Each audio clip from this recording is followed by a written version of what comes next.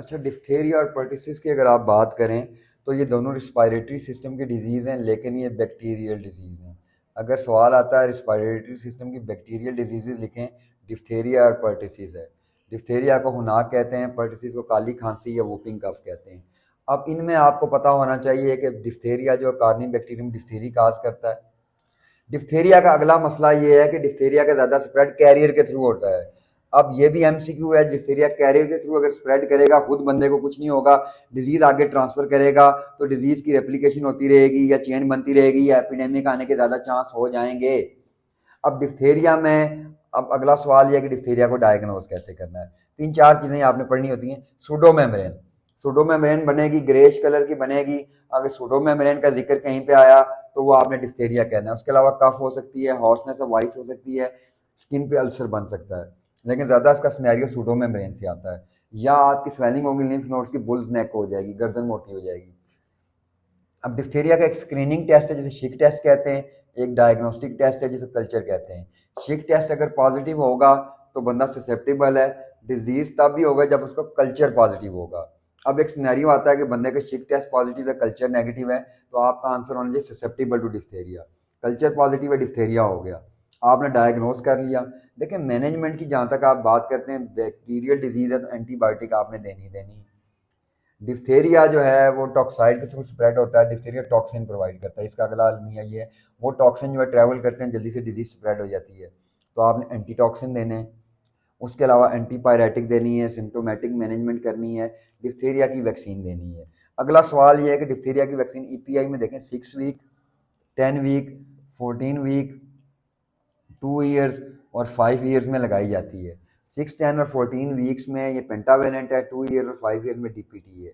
उसके अलावा single vaccine भी इसकी अवेलेबल है।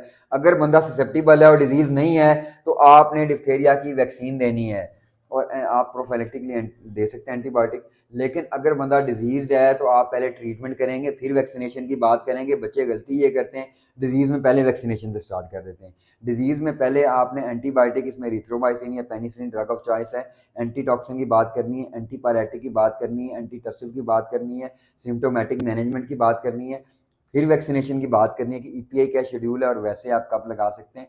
ये डिप्थेरिया कैरियर जो आपका एमसीक्यू आता है, शिक टेस्ट से आपने याद रखना है। सूडोमेम्ब्रेन इज वेरी इंपॉर्टेंट, डिप्थेरिया में ये है। पर्टसिस, काली खांसी। अब डिप्थेरिया जो है थोड़े से बड़े बच्चों में होता है, लेकिन पर्टसिस का मसला ये है कि छोटे बच्चों में होगा और मेल नॉरिश बच्चों में ज़्यादा सीवियर होगा, है ये भी बैक्टीरियल डिजीज। अब पर्टसिस देखें, बॉडी टीला पर्टसिस और बॉडी टीला पैरा पर्टसिस करता है, बैक्टीरिया है ये। अब बैक्टीरिया इन्वेड करेगा, बच्चा मेल नरिश्ड होगा तो माँ आपके पास आएगी कि बच्चे को खांसी होती है। कौन सी खांसी होती है? नॉन प्रोडक्टिव या ड्राई कफ होती है। वो कहती है खांसी लगती है, बच्चा बीच में नीला पीला हो जाता है, साइनोज हो जाता है। खांसी के साथ वॉमिटिंग भी हो जाती है। देखें बच्चों को एक्सट्रीम कफ होगा तो साथ वॉमिटिंग होगी, फीवर भी होगा।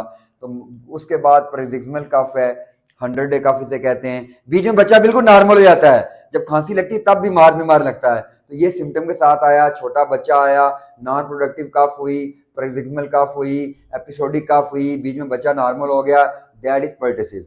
पर्टेसिस का अब इलाज, पहले आपने ट्रीटमेंट, अगर मरीज आया, देखिए साइनोज है, फौरन ऑक्सीजन लगानी है, सेचुरेशन नॉर्मल करनी है। जाहिर है खांसी करके वॉमिटिंग करके डिहाइड्रेशन हो जाएगी तो आईवी फ्लूइड्स देने हैं। आईवी फ्लूइड्स के बाद आपने एंटीबायोटिक देनी है। एंटीबायोटिक के बाद आपने देखिए पेनिसिलिन देनी है या आपने वो देनी है एरिथ्रोमाइसिन। एंटीपायरेटिक भी देनी है, जाहिर है बच्चे को बुखार है। उसके बाद आपने साथ साथ न्यूट्रिशन का ख्याल भी रखना है, स्टीम इनहेलेशन भी कर सकते हैं, नेबुलाइजेशन भी कर सकते हैं। तो मैनेजमेंट अकॉर्डिंग टू सिम्टम्स करेंगे।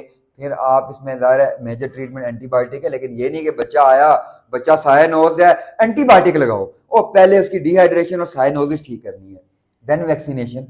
देखें इसकी वैक्सीनेशन शेड्यूल और इसका वैक्सीनेशन शेड्यूल सेम है। 6 वीक, 10 वीक और 14 वीक पे आपने इसकी वैक्सीन लगानी है। 2 साल और 5 साल की एज में आपने इसकी वैक्सीन लगानी है। बाकी जो हेल्थ प्रमोशन की मईर्स है, सैनिटेशन, न्यूट्रिशन, वो दोनों में करनी है।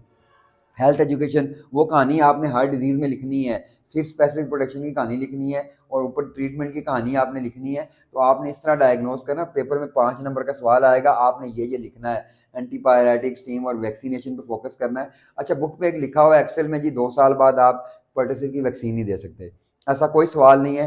पार्क में लिखा हुआ कि आप किसी को भी दे सकते हैं, क्योंकि खांसी बच्चों को बड़ों से भी लग सकती है। तो आप इसकी वैक्सीन किसी भी एज में लगाएंगे प्रिवेंशन के लिए। दोनों बैक्टीरियल डिजीज़ हैं, दोनों के अंदर वैक्सीनेशन शेड्यूल सेम है एपीआई का।